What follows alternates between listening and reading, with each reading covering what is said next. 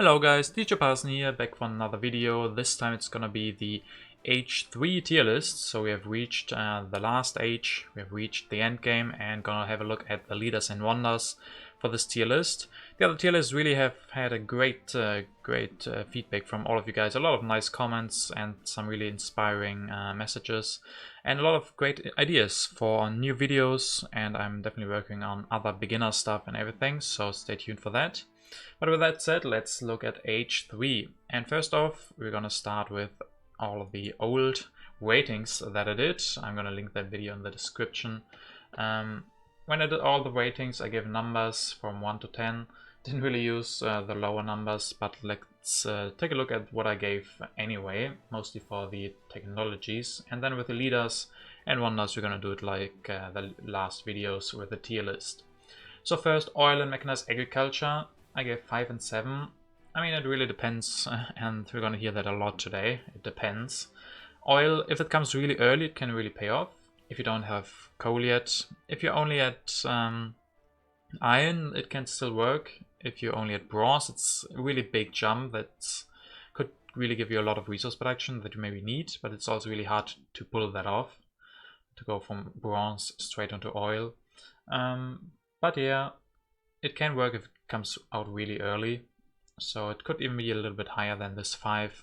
I don't personally go for oil often, it doesn't really suit my playstyle, and it in 1 vs 1, and these are mostly 1 vs 1 ratings, there's only one oil and you can't really rely on that. It can come out very late, and then if you haven't fixed your resource production to this point, it can end pretty badly. Then the mechanized agriculture, yeah, basically the same. I think I gave that a little bit higher score because food denying can often happen. There's only one mechanized agriculture and only one selective breeding, and often you get shut out of food production because you concentrate on resource production more in the early game, and then that can really save you. If that also comes early, if it comes too late, then that won't help you. Also with the International Red Cross, that can work. The extra food that you can put into the Red Cross and get culture for that. So yeah, maybe it is a little bit higher, but I think oil has a bigger upside potential than mechanized agriculture, so I'm not sure if I still stand for this 5 and 7. Then the urban buildings, computers at 8. That mostly comes from me liking scientific methods so much, and if you already have scientific method, don't really need computers as much. In 4-player games, for example, that is way different. Computers become a lot more important because there's also only 2 computers in 4-player games. So a lot of people get denied the computers. Multimedia and movies, I mean, those urban buildings are there to transform resources into culture, so they can be really important if you have a great resource production. In 1 vs 1, though, often the last age is a lot about war and maybe sneaking in a little bit of culture production. And then movies often are too expensive, same goes for multimedia, so most of the time you're not going to see those, but they have great potential, especially in 3 and 4-player games. You see that quite often, with great resource production, and then put like 2-3 population in movies or multimedia. So those urban buildings definitely have a lot of potential, and I really like that, but yeah, often hard to use. Professional sports, I mean, I really like professional sports. It's really good for a lot of impacts.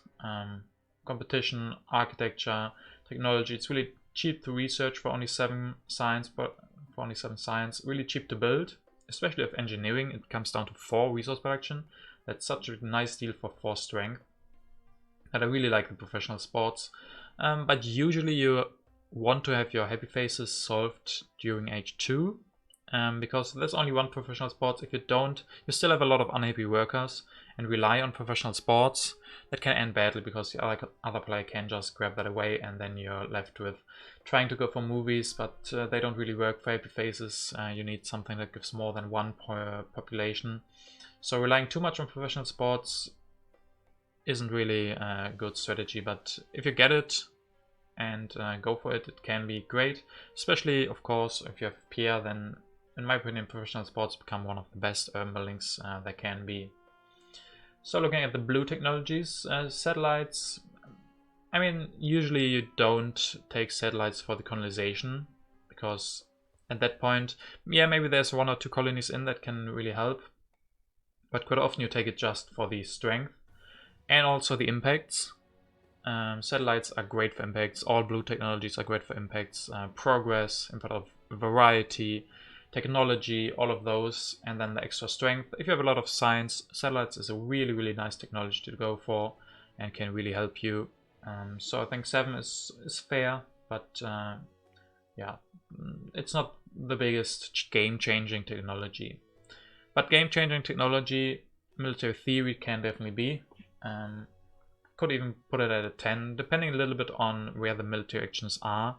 If someone has denied military actions the whole game, has taken strategy, all of like constitutional monarchy, and one player is at like 2 or 3 military actions, then whoever gets military theory, that can be game deciding, because you need a lot of military actions in the end game usually to be able to defend, to maybe go for wars, and then also the 5 strength can be really, really important. So that's definitely one of those technologies that is most important. Civil service, also good if you have a lot of science. Usually you either have code of laws or justice system already, so that always feels a little bit bad with civil service if you already have the earlier ones, but especially if it comes early. The extra civil actions and the blue tokens, of course, can really help from the civil service. And yeah, all of these technologies great for the impacts, civil service, even for government, and yeah, really great for that. The engineering, I would probably rate that a little bit higher now. It can enable the like 3 movies strategy, can really save a lot of resources there if you don't have architecture yet. It can be great for the wonders, especially the new wonders like the Red Cross and Project. And then internet got a little bit better, so all of those wonders that need a lot of steps work really great with engineering. So I'm a big fan of the engineering now, so I would probably rate that a little bit higher, as I did with the architecture, right? So coming to the military technologies, I can just say it really depends, right? If you have the riflemen already, then you don't need modern infantry. Maybe modern infantry becomes a little bit more important than tanks and rockets, so maybe you could put that at an 8, because there are 2 cavalrymen and 2 cannons, so usually you should have one of those if you need them. But there's only 1 rifleman, and if you skip swordsman or you want to prepare for H3 tactics, modern infantry could be said to be more important. Sadly, it costs 10 science, so yeah, that balances it out a little bit, that it's the most expensive of the 3. But yeah, rockets, you usually have cannons, so you don't need rockets. So definitely the worst of these, I think. And then of course air forces, definitely a 10. I still think so. There's 2 air forces and 2 players, so you could say each one is guaranteed to get one. But if one comes out early and the other one comes out late, that can be game deciding. If one can declare the war with the air forces and the other one can't defend with air forces, that can be really, really important. So you always want to have a look at when the first comes out. Do you grab that for 3? Where's the game going? Do you think you really, really need that? Would you be screwed if you don't get it? And what can your opponent do with that? So that is one technology you always have to be very careful if you don't grab it. You have to have a good reason why you don't take the first air force if you can. So definitely be careful with the air forces. Then the government types 7, 8, and 9. I definitely don't go for communism that much. The unepic worker can give you some problems. The resource production is a nice buff from the expansion, but it's just 1 resource production. So over the rest of the game that you have communism, it's like 4 resources, maybe 5 resources. That's like 1 reserve or something. That's not that great. It definitely helps. And one thing you can do is like go for Robespierre and a revolution for communism for 1 science. But developing communism for 18 science normally feels really, really bad. You can, if you're still at despotism or something, you can definitely go for that. If you really need a new government form, and usually you want to wait for democracy or fundamentalism, because they're just better. Fundamentalism can be so important for some key wars to defend. You have a lot of science production and just need it for the one war, then the -2 science production doesn't have that big of an impact. And the 6 strength and 5 military actions definitely can help you either declaring the war or defending against the war. Democracy, usually the most liked government form. It's great with the 7 with the 7 civil actions. Usually you have military actions from some other sources like strategy or military theory, then you have 6 and that's enough. So the 7 civil actions and 3 culture production can really be quite a lot. If you say communism produces 5 resources, that's democracy is going to produce 15 culture, so that can definitely be game deciding and yeah, really important. So looking at the yellow cards, Engineering Genius at 7, yeah, it's really hard to use for a lot of the wonders. To use it properly, doesn't work with engineering, so there's that problem. It can help you if you don't have as many resources and really want to finish a wonder. That can definitely still help you, but so it's not bad, but the rest just seems better. Revolutionary idea is so important. The 6 science that can give you, if you have that in hand, suddenly you can go for the air forces that you couldn't go for if you didn't have that. So yeah, that can be so important having that in hand. Patriotism as well could even rate that higher. There can be positions or there can be games where you need that one military action to go for a war, to be able to defend. That always comes down to that one military action missing, or you have it and then the whole game changes. So really, really important as well. Vision upgrade, not really that important anymore. Yeah, you're gonna upgrade a little bit in H3, maybe the computers, but especially if a vision upgrade comes late. I mean, it's not bad. 4 resources for 1 civil action, but you have to find a way to use that. Endowment of the arts, especially in 1 vs 1, can really be important. The 6 culture that you gain, or that maybe your opponent gains, whoever gets it, and depending on the game situation when you can use it, can actually be game deciding. So always, if the culture is close, always have a look out for the endowment of the arts. Military build-up, really, really great, can save you from those wars, so definitely a 10. Can be the deciding factor between someone warring you and him not being able to do so, so really important. Urban growth, yeah, similar to efficient upgrade. I would probably rate those 2 a little bit lower overall. They're still okay, but they don't have as big impact as these other yellow cards can have.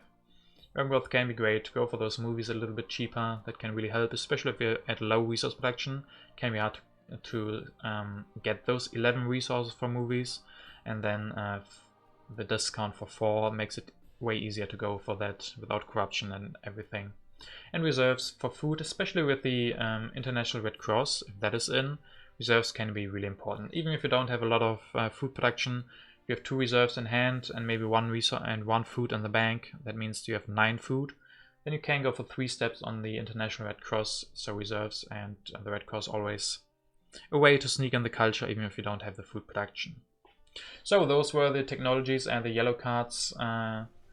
We can take a close look or a quick look at the leaders, but we're going to do that in the tier list, so let's just jump over to that. So, and starting with the tier list again. First I want to say it was really, really hard for me to decide where the leaders and wonders should go, especially the leaders are so dependent on the game state. That was true for H1 and 2 as well, but in H3 it's even more so. It's really hard. I even thought about just not doing the H3 because yeah, it's really, I don't want to give you the feeling that these are always true and you say I never can go for this leader because DJParson said he was bad.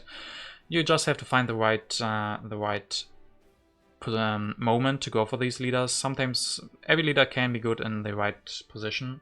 For example, let's take Gandhi, right? Gandhi can be so crucial that he single-handedly wins you the game because you deny the war from your opponent. And then there are games where Gandhi is absolutely useless, you don't need him at all. So these are the ranges that these leaders can have. And that's true for a lot of these leaders. Some are more universally usable, and that is a big bonus for them. But I'm mostly gonna go over the leaders and give you an idea of what setup they need and how big the reward for that setup is, and that's gonna be determining how in what tier they come. So starting with one leader that has a weird setup, I'm talking about Mandela here. He has like this one idea where he can work if you have unhappy workers and some technology in hand, or like potentially professional sports already developed but not yet built. Then you grab Mandela, elect him, and then build the professional sports. Then Mandela can give you, besides the civil action, a lot of culture, like the 2 that he gives from himself. And then if you have a good yellow bank, he can easily produce you 4, maybe 5 culture extra. So he can give you a lot of culture production. Just the setup feels really weird. It's not often that you can use that setup. And then often your yellow bank doesn't look as great if you don't have any colonies or something. Often you're far into the yellow bank. And then if you don't, then you don't need as many happy faces. Like if you have a big yellow bank, then you don't need the happy faces, and then Mandela doesn't give you the culture. So yeah, it's a weird spot for him. And taking him for 3 selections more if you don't have an unhappy worker feels really, really bad as well. So he has his moments, but the setup is really hard, and the reward can be great in some games, but often it's like 3-4 culture production, really depending. Also, can you justify getting more happy faces with him? Next is a leader that doesn't have the hardest setup, but doesn't give the best reward. I'm talking about Chaplin here. Like you need opera or movies with Chaplin, then he gives you 3 or 4 culture production, and that's like a baseline. Like 3 culture or 4 culture is what leaders should give you at least, or yeah, they should give you that. And then the happy faces from Chaplin can help you, but as I said before, you want to solve your happy faces before age 3. You don't want to rely on Chaplin to solve that. If you're in the position where you still need some, he can be great. You can sometimes even see people grabbing him just for the happy faces because they really, really need it and don't have a good other leader. Then he can be great. He has some nice synergies with Hollywood and internet. I like that aspect of him. That's also something that Mandela doesn't have. He doesn't give you culture production, also for the input of culture, for example, or balance. But yeah, Chaplin just doesn't have the biggest reward for having movies or the operas, which you also don't always have. Those are not the technologies or the urban buildings that you have every game, like the labs. That's why there are a lot of leaders that need computers or scientific method, and those are the ones you want to go for anyway. So yeah, not the biggest fan of Chaplin, but he has definitely some good moments. Another one that is a little bit similar, that I think some people will maybe disagree with, is Fleming. I know Fleming is liked by quite a lot of people. For me, I very rarely can go for multimedia and movies, or journalism and movies. If you have that, if you have journalism and movies, Fleming giving 5 culture production is great. Also works with Hollywood and internet. And then the spy ability of his. In 1 vs 1, which we're talking about, that really isn't the best. That you can't look at the same hand from an opponent twice in a row. That really hurts him in 1 vs 1s. So you often can only use that once or twice in the game. So not the best. And yeah, for me the biggest problem is the setup that he needs. I mean, if you only have movies, he gives 3 culture production, which really, as we said, is maybe okay. But if you have movies already, you already have such a big culture production that the extra 3 from Fleming doesn't give you that much. And then the setup is really hard for him. So again, coming up to C tier, we already talked about him briefly, Gandhi. The problem with Gandhi is he has such a big range. Like, you can, in certain games, he's so game dependent. You can put him, like, I would like to put him to the left of the tiers or something, or put him in every tier. Because, yeah, or maybe just in D tier and S tier. But yeah, in the most games he can't save you. Either you don't need saving, or your opponent has enough military actions anyway, or if you go for him, your opponent just goes for a leader that produces more culture. But there are games where Gandhi single-handedly can save you from the war and win you that game, especially in 2-player games, where your opponent goes for a lot of military and suddenly he can't go for the wars. With the expansion, with the hybrid war, he was made slightly worse, but he got a little buff because now he's safer against aggressions and all of that. So I don't know if that actually was a buff or a nerf overall. But yeah, the big thing is that you are not safe even if your opponent has 5 military actions. You used to be safe from wars in H3, but now with the hybrid war, not as safe. But yeah, really dependent on the game state. So when you want to go for wars, have a look out. Is Scandi in the game that can complicate things drastically for you? Another leader that needs a great setup is Sid Meier. He can give you an insane amount of culture production, and that can be so much fun. If you have like 3 or 4 computers, suddenly getting 12 culture production out of nowhere is really, really great. Problem is that it costs you science, and you need to basically be in a safe position from your opponent, because sacrificing your science production to get culture production, I mean, it's what we want to do in the end. You often see also deleting labs and everything. But investing so much into computers who then don't give you as much science production, that means you have a big investment in something that doesn't give you anything for wars, but actually makes you worse for wars because you have less science. So he can work greatly in arms race situations, but in 1 vs 1s, if someone goes for Sid Meier too early, you often can try to punish him with wars. If you have a great setup for Sid Meier, if you already have computers or great resource production, and you're just behind in culture, then he's really great. He's great to catch up, but in close games with the close military, he can be too dangerous. Another leader with not such a complicated setup, but also not such a big reward, is Marie Curie. As I said, I don't go for oil that much. I think Marie Curie really needs oil. And then she is an average, an okay leader, I would say. Given 3 culture production, 3 science, and if you have scientific method, also 2 strength. I mean, that's not bad. She's giving you 3 different things. That's definitely helpful. Recently someone said to me that she's more of an H2 leader. Because, yeah, the strength, I mean, 2 strength or 3 strength, does that really matter in H3 when people are around 70 strength often? Not really. That would be great in H2, like with Nobel.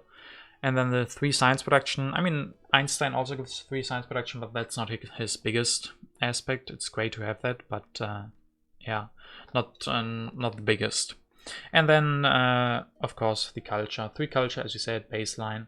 So she gives you the baseline and some extra. But not the easiest to set up. But if you have oil, you can definitely go for her. So going to B tier, we have first of all Einstein, one of the computer leaders that is easy to set up. You just need 1 computer. Maybe you have saved up a little bit of science. And I'm also going to reveal the other one in B tier, that is Steve Jobs. They work really similarly. You just need to develop technologies and get culture for that. One gives 3, the other gives 4, but costs a resource. Also, the bonus that they give, Einstein giving science, is probably more important than Steve Jobs' happy faces. If you need happy faces, of course, Steve Jobs can be what you need exactly. But yeah, these leaders work like giving culture for science, and then Einstein also giving you more science. That's really great. So these can, for example, also be great at the end of H3 if you have saved up a lot of science. Maybe you had Bach still from H2, and you can have Bach for a long time, and then you have saved up a lot of science. Use Einstein or Jobs for 1 or 2 turns, develop a bunch of technologies, and that's where they really shine. You don't have to have them for too long. Yeah, also with the Nobel Prize, that can be great if you have Einstein and the Nobel Prize is active. You can go for 2 technologies every turn, or even with Steve Jobs, going for 2 technologies. Each turn is 8 culture from Steve Jobs and another 4 from the Nobel Prize. If there's also impact of technology in the deck, it can go really, really crazy with those guys. Also talking about crazy, let's go up to A tier. The first leader is not really that crazy, but he's just super solid and always useful. Doesn't need any setup. I'm talking about Churchill, of course. He has the baseline of 3 culture production without any setup. He just gives you 3 culture production, which a lot of other leaders need setup for, like Chaplin. Yeah, Chaplin can give more, but he also can give less. He can give you 0 if you don't have the theaters. And Churchill always gives you at least 3 if you want that. And then also having strength leaders in H3 can be really helpful, especially in 1 vs 1s. Often it's still about the big war that might be coming or that you have to prepare for. And then getting 3 science and 3 resources for a turn can be the deciding factor. If you can defend, if you can go for that war, if you can go for air forces 1 turn earlier, and that makes you win the game because of a big war. So Churchill, always solid. You can always grab him. He's never bad. Like, he can be, there are leaders with a bigger upside, but there are also a lot of leaders which need way more setup and have a way higher, or way bigger downside, so to speak. Now 3 leaders left, and I really struggled with all of these. I could have put all of them in S tier, but I didn't want to do that. I wanted to put 1 more into A tier. And I think with these 3, it really comes down to playstyle and what you really like, what you prefer. I'm gonna put Marlene Dietrich in A tier as well. I know it might be a shocker for some of you. Some think she's definitely the best. She is great. She needs a little bit of setup, I would say. Especially if you go for drama, she can be really great. If you have 1 or 2 dramas, or even 3, that's really, really cheap. Then Marlene gives you a lot of culture production, and happy faces, and strength. And yeah, that is just great. Giving, like, a little bit like Churchill, but she's giving both at the same time. She's giving you strength and the culture production, and not either or. So that is really great. Also great for some colonies with certain tactics like fortifications. So Marlene Dietrich, really solid if you have a good setup, or if you just need her for her strength bonus. That can be so surprising. If someone declares a war on you, has everything calculated, and all of a sudden Marlene Dietrich comes out of the deck, you can grab her and fulfill the tactic once more, and all of a sudden you win that war. That can be such a game turner. So I really like her as well. But yeah, I don't know. She's without a lot of dramas. I mean, you could go for a lot of movies or something like that. But that is really expensive, though. I think mostly she really shines with dramas. And in 1 vs 1, there's only 1 drama. So her setup isn't that easy, but she also doesn't need it really. So I think A is very justified. Could also put her in S tier, really depending on the situation. You know that, guys. So coming up to S tier, 2 leaders left. You already know which ones are coming. Let's first go for Bill Gates. It's really hard to pass up on Bill Gates. I mean, he has to come early to really, really work, but that can be said for most of the leaders, right? If you have anything with production, like also Sid Meier, if he comes late and you only produce once, yeah, he's not that great.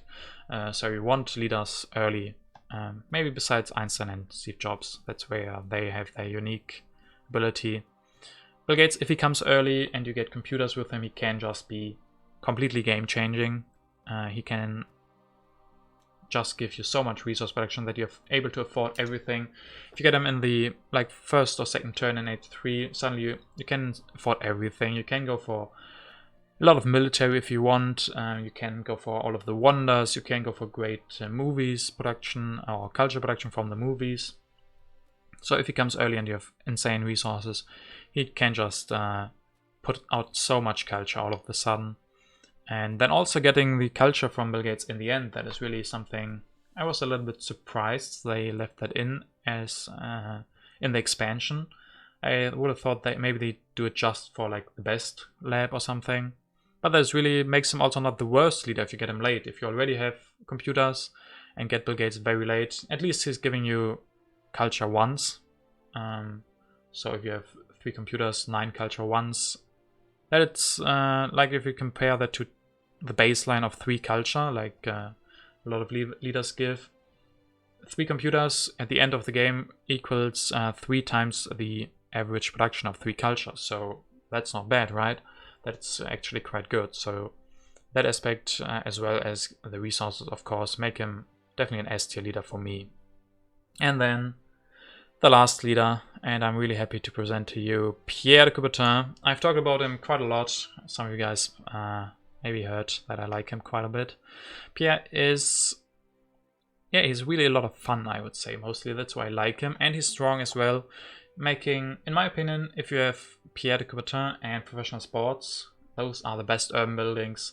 Can even get a professional sports for 4 resources if you have engineering, and then that gives you 4 strength, 4 happy faces, 2 culture production.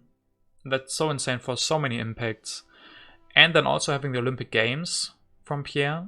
Like, often he can easily give you 6 culture production. If you have 3 professional sports or 3 brilliant circuses even, those are even cheaper.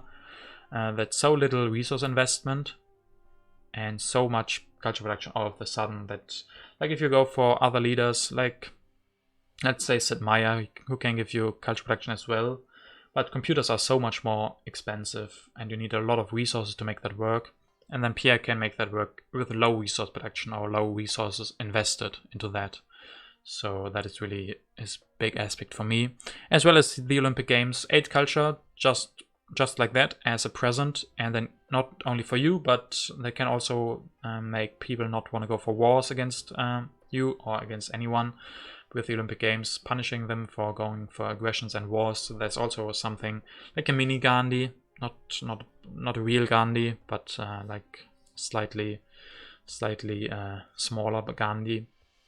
So that is really one of his big aspects, that he doesn't need a lot of resources and has that Olympic Games on top. That's always something that, oh yeah, I also get the Olympic Games. That is really great. Also makes him a good leader to get at the end.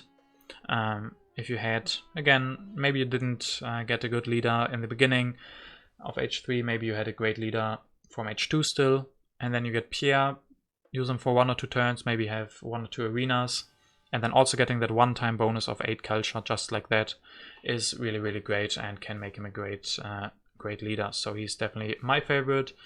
I was struggling, maybe I'm biased, maybe he's slightly worse. You could, as I said, argue that Marlene Dietrich is an S tier and Pierre is an A tier, but as I said quite often, it really depends. So these are my leader picks. If you're talking about 3 and 4 player games, maybe Flaming can be a little bit higher, because you can afford more multimedia and movies often, so he could be better. And then the rest, yeah, I don't know. Maybe you don't need Churchill as much, but Churchill is still great. You could argue Sid Meier is a little bit higher, but yeah, it's really hard to say all of this. Just think Fleming would probably be a little bit higher. But yeah, these are my picks for the best leaders of H3, and let's go for the wonders as well. So wonders, that's also really hard to value which ones are good and which ones are not. I mean, you can just look at them and they tell you how much culture they give you. And yeah, so these are the, like, they always depend on the situation. So they are perfect cuts for Through the Ages, because everything depends, and these wonders give you culture depending on the rest of the game. So yeah, really hard to value these. I'm still gonna try to do that. Give estimates which ones I use the most, which ones I like the most. So starting in D tier again, the wonders that are really hard to use, like Hollywood. As I said quite often, in 1vs1s especially, going for a lot of movies is not something you see often. So most of the time Hollywood can often give you a 0 culture. And to go up to quite a lot, like you need 2 movies, and then you're at 16. That's not even that great for an H3 wonder. So if you have 2 movies and Chaplin, yeah, that can work. Or like 3 movies, but that's so much resource investment for the movies. And then also the Hollywood. That makes that really hard to use.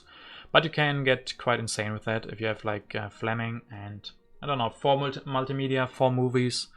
Hollywood can be a lot of fun, and there are achievements for that. And the same goes basically for the internet as well. More interesting cost, I would say, like 14 resources, but split up quite a lot. So their architecture or engineering can really help you. But that's also, I mean, internet at least is giving you culture for your computer. So if you have like 3 or 4 computers, which can happen, at least it can give you something, and then it's actually not too bad. But yeah, the problem is that a lot of the other wonders don't need setup like at all, or not really at least. Those wonders are mostly more picked and considered to be better because they are more universally usable. But coming up to C tier, wonder that, yeah, I don't know, I don't use too often. I'm talking about Empire State Building here. One problem is the resource cost. You need really good resource production to have 17 resources at just 1 point. Like Hollywood, you can split that up, build 1 step. That can be great to use a civil action that you otherwise would have wasted. But saving up to 17 resources basically means you have to have coal or oil, something like that. Maybe with Bill Gates and such, but yeah, really hard to build. And then if you're winning on all of the impacts, or in all of the aspects of the Empire State, like if you're ahead in science, culture, strength, food, and resource production, but usually, mostly you're ahead in 2, sometimes 3, but that's also what you really need. If you're ahead in 2, that's not really enough to justify that for me, so you have to be ahead in 3. And then if you're ahead in 3, often it's looking very good for you anyways. But yeah, it can still be great for that. But the upside, not really enough for me to justify the big cost of 17. Usually you have enough civil actions to justify going for more steps and fewer resources. And 17 in 1 step is just often too much for me. Another wonder that, yeah, I would have thought that would be better is the United Nations. I guess the biggest problem for me is that quite often you don't have a good impact in hand that you can evaluate with the United Nations and also play. Like quite often there are few impacts that are really good for you, and then you want to play those anyway, and then you don't have one good in your hand that you can use with the United Nations. Sometimes it can work absolute wonders. If you have, I don't know, a bit of strength or something, then you can evaluate that once with United Nations and then again from the event stack. That can work really nicely. Besides that, United Nations often gives you 16 culture, I feel. That is something you often achieve. And then it's also okay for wonder giving 16, plus anything from the impacts. So it has a lot of potential. But for me, often I don't have the impacts in hand that I wanna.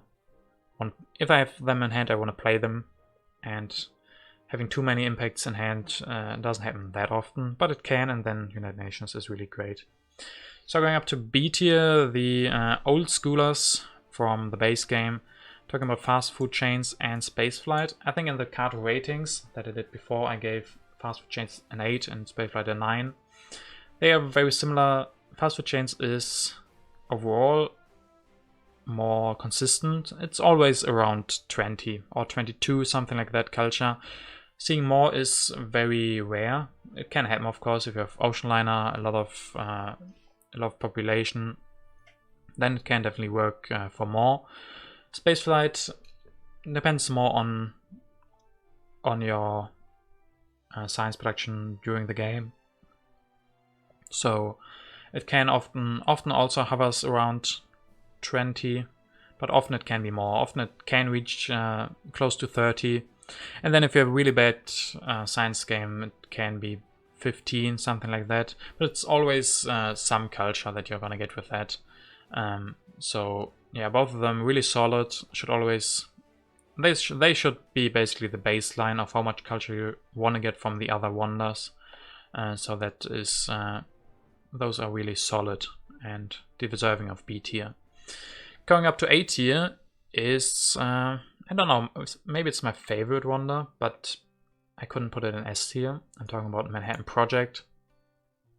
Manhattan Project, the 13 strength can be so important.